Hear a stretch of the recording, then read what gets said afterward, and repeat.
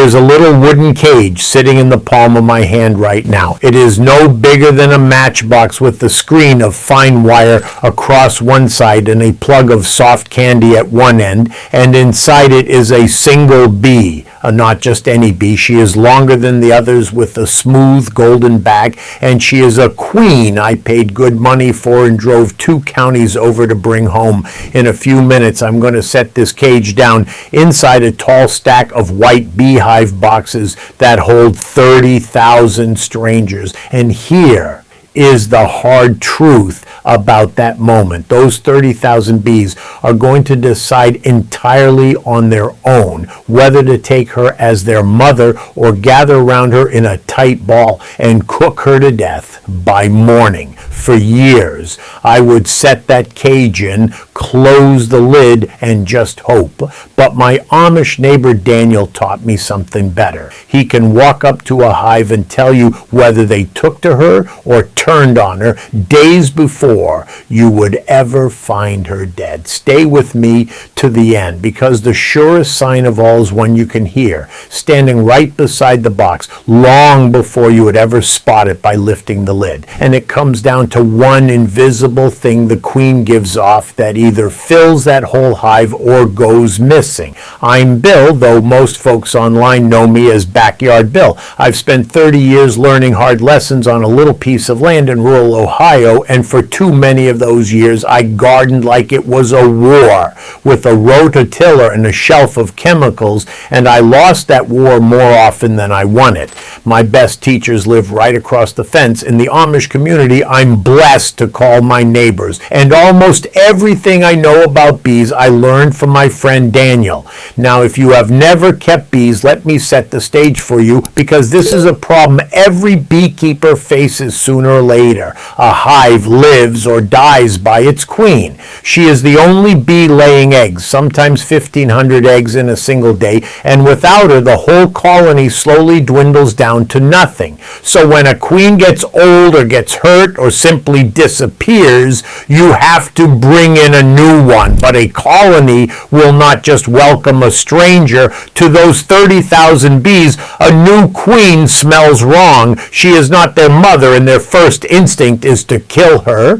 That is why she comes in that little cage. The candy plug buys time. Over 3 or 4 days, the bees eat their way through that candy to reach her, and while they work at it, they slowly get used to her scent coming through the screen. That is the plan anyway. Sometimes it works, sometimes it does not. And here is the part that used to torment me. The only way I knew to check was to tear the lid off and go digging through the frames. And every single time I did that, I disturbed the very colony I was trying to keep calm. I was causing the rejection I was so afraid of. Daniel almost never opens a hive to answer this question. He reads it from the outside. And the thing he listens for is the thing I promised you at the very start. Now, the way Daniel reads a beehive comes from the same place as everything else he ever taught me. And that is a whole way of working with nature instead of against it.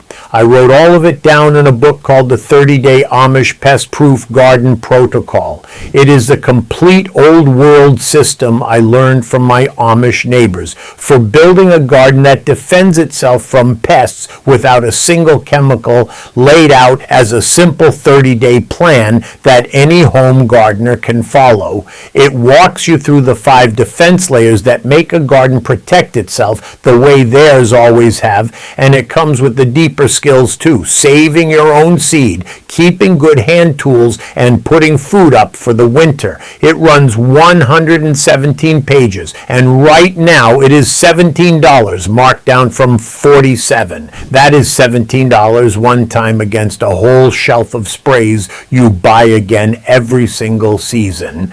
If you would like a copy, getting it is easy. Now go ahead and grab your phone and open up your camera, the same one you use to take pictures. Point it at that square code on your screen and hold it steady for a second. A little link will pop up, give it a tap, and it will take you straight to the book. And if you are watching on your phone right now, the link is waiting for you right down below in the description. Take your time, there is no rush at all. I'll wait right here. All right.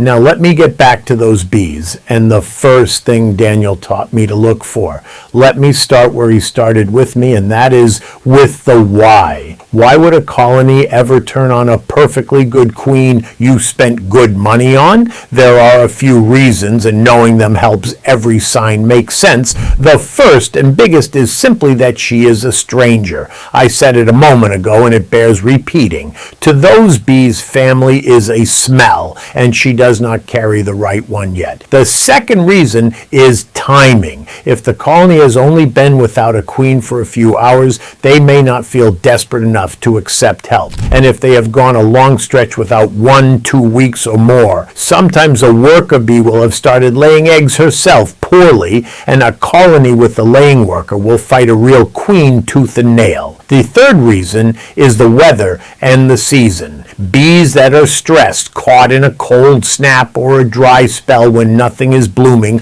are short-tempered and far quicker to say no. None of that is anything to fear. It is just something to know, because once you understand why they might refuse her, you stop guessing and you start reading a colony that is making up its mind. So here is the first sign, and it begins before you ever let that new queen out. When you set the cage down between the frames, the bees will come to it right away. Every one of them. What you do next is simply watch how they treat that cage, because they will tell you plainly how they feel. Lean in close and look at the bees standing on the screen. If they are calm, moving slow, some of them reaching their little tongues in through the wire to feed her, that is a good sign. That is a colony getting acquainted. They are saying, we are not sure yet, but we are willing. Now look for the opposite. If instead you see a knot of bees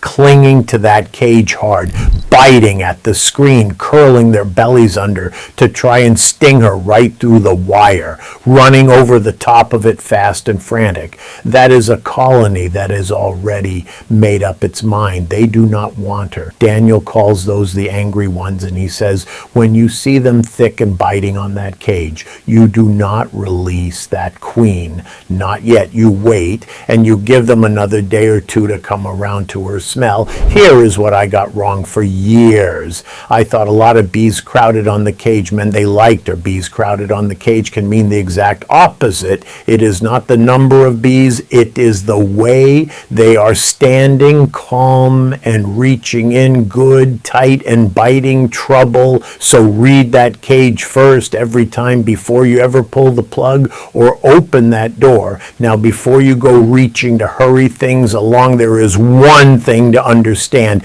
and it is the thing Daniel drilled into me the hardest. The patience is the method. That whole cage, that little plug of candy, it exists for one reason. It slows everything down. Think about what is happening in there. The bees want to reach her, so they start eating through the candy, and while they chew away at it, hour after hour, her scent is drifting through that screen and settling over the whole colony. By the time they finally break through, 3 or 4 days later, she does not smell like a stranger anymore. She smells like family. That is 3 or 4 days, not 3 or 4 hours. The single biggest mistake new beekeepers make, and I made it plenty, is getting impatient and pulling that plug early to let her walk right out. You feel like you are helping her. You are not. You are shoving a stranger into a room full of 30,000 bees before they have learned her smell, and they will ball her up and kill her within the hour. So you let the bees do the releasing. You let them eat their way in on their own clock. Slow as it feels, that patience is what saves her life. And I promise you, the slower you go right here, the better it all go. All right, let us say the bees ate through the candy, the queen walked out on her own, and now she is loose in the hive. This is where you get the clearest picture yet of whether they took her, and it is the sign more folks misread than any other. When you lift a frame and find her, look close at the bees right around her body. If she has been accepted, you will see something beautiful. A ring of bees, maybe a dozen dozen of them standing in a loose circle with their heads all turned in toward her. They are facing her, grooming her, feeding her, touching her gently with their feeler. Beekeepers call that circle the court or the retinue. It is her honor guard, and it is the surest thing you can see with your own eyes that says, this one is our mother now. But there is a darker version that looks a little like it to an untrained eye, and this is the one that fools people. If instead you see a tight ball of bees packed so thick around her that you cannot even see the queen inside, a clump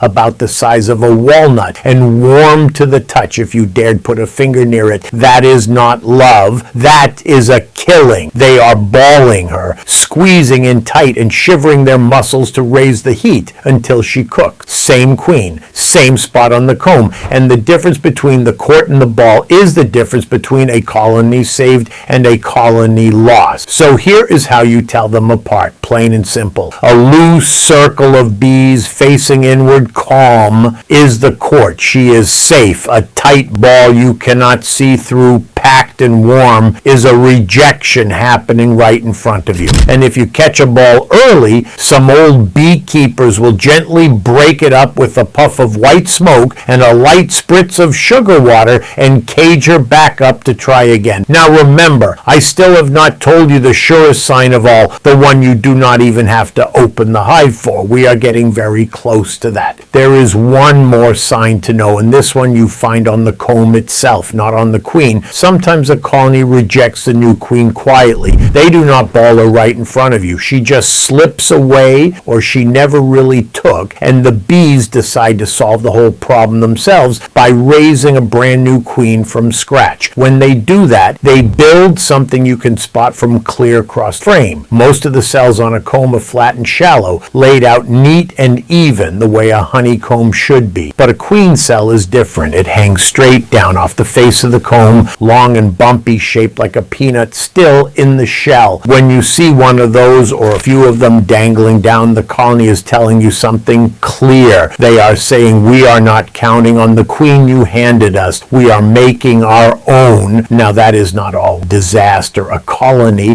that raises its own queen can turn out just fine in the end, but if you introduced a queen a week ago and now you're finding peanut cells hanging off the comb, well, there is your answer. That introduction did not take. Daniel taught me to read those cells like a note left on the kitchen table. The bees always tell you what they have decided. You just have to know how to look, and that brings us to the sign that settles the whole question for good, the one that turns hope into certainty. Eggs. The queen's whole job, the only reason the colony wants her at all, is to lay eggs. So if she is truly accepted and settled in, she gets right to work, and within 3 to 5 days of a release, you will start to see them. That is 3 to 5 days. So do not go looking the very next morning and panic when you find nothing. When you do go looking, hold the frame up so the light falls down into the cells and look right at the center of the comb, because that is where a good queen starts. An egg looks like a tiny grain of white rice standing straight up on end at the very bottom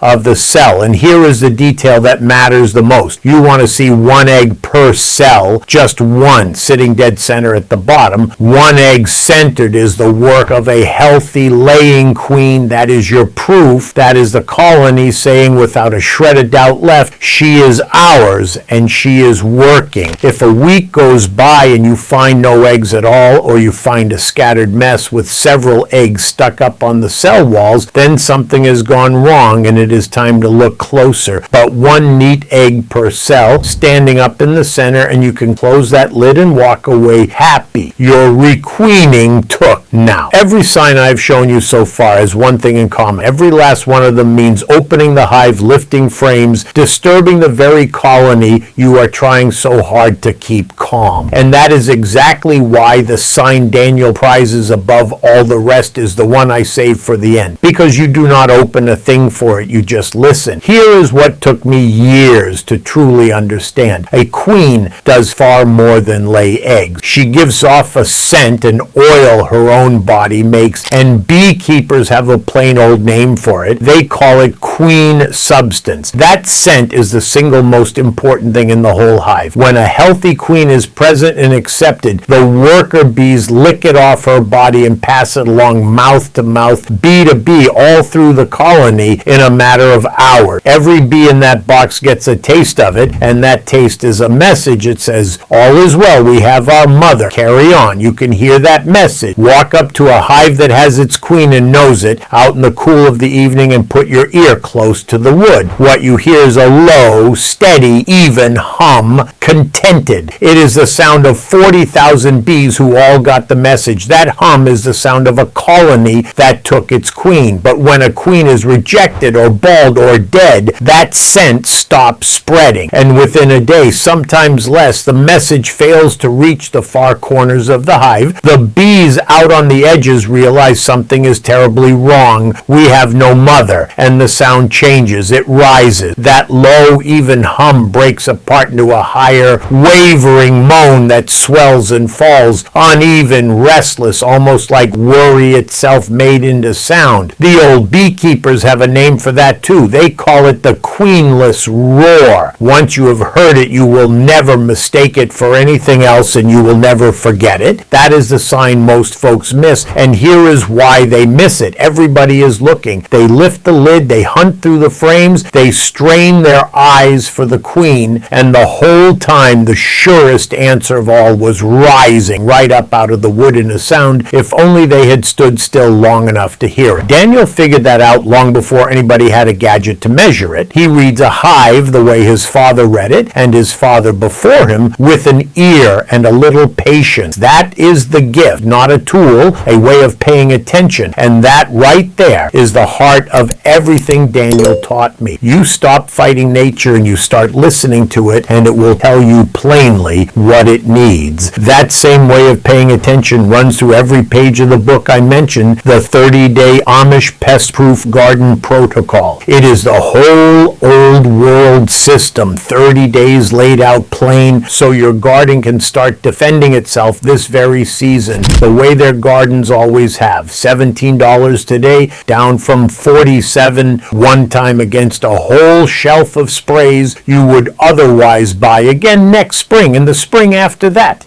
Now go ahead and grab your phone and open up your camera, the same one you use to take pictures. Point it at that square code on your screen and hold it steady for a second. A little link will pop up, give it a tap, and it will take you straight to the book. And if you are watching on your phone right now, the link is waiting for you right down below in the description. Take your time, there is no rush at all. I'll wait right here. So there it is. The bees will always tell you whether they took their queen on the cage, in the court, on the comb, and loudest of all, in the sound of the hive, if you just slow down long enough to read them. Now I want to hear from you. Tell me in the comments whether you keep bees, and if you have ever heard that queenless roar for yourself, and if your folks or your grandparents kept bees, share one thing they taught you down below, because those are exactly the methods worth saving. I read every single one. Next time I'm going to show you the one common flower Daniel plants in a ring around his hives, a single ordinary bloom that keeps his bees home and pulls them back from the neighbor's sprayed fields before they ever get into trouble. The hive was never a war to win any more than the garden was. It's not about fighting nature. It's about working with it. Work with nature, not against it. And I'll see you in the garden.